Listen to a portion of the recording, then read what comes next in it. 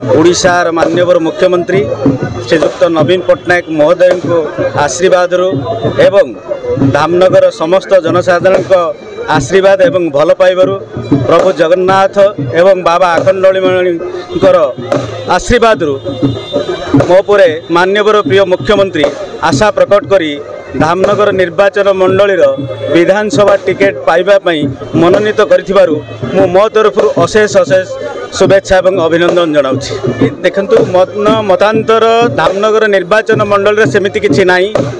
माननीय मुख्यमंत्री जो विकास धारा गाँव रु सहर सबु प्रांतर विभिन्न प्रकार रूपांतरकरण स्कूल ठारू कॉलेज एवं विभिन्न प्रकार रूपांतरकरण माननीय मुख्यमंत्री द्वारा होछि। आम ओडिशा नवीन ओडिशा माध्यम रे विभिन्न सबु पंचायत को लक्ष लक्ष टंकार अनुदान माननीय मुख्यमंत्री देइचंती।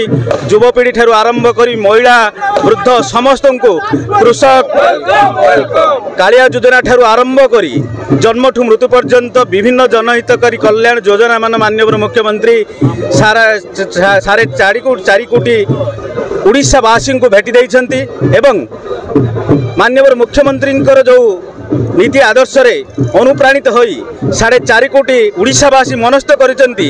षष्ठ थर पाई माननीय मुख्यमंत्री श्रीजुक्त नवीन पट्टनायक महोदय मुख्यमंत्री हेबे एवं आम ओडिशा नवीन ओडिशा जो नूतन ओडिशार चिंताधारा अच्छी ताहा मध्य पूर्ण हबो एवं आगामी 10 वर्ष मध्य रे ओडिशा को शीर्ष स्तर रे पहुंचाइबा पई माननीय मुख्यमंत्री जो नुआ हो एवं युवक मानक पई विभिन्न प्रकार जुगांतकारी पदक्षेप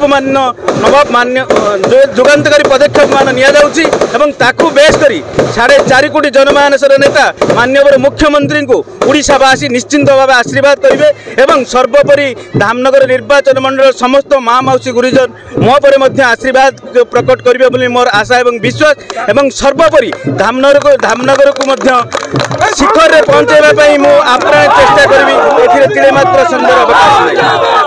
धन्यवाद।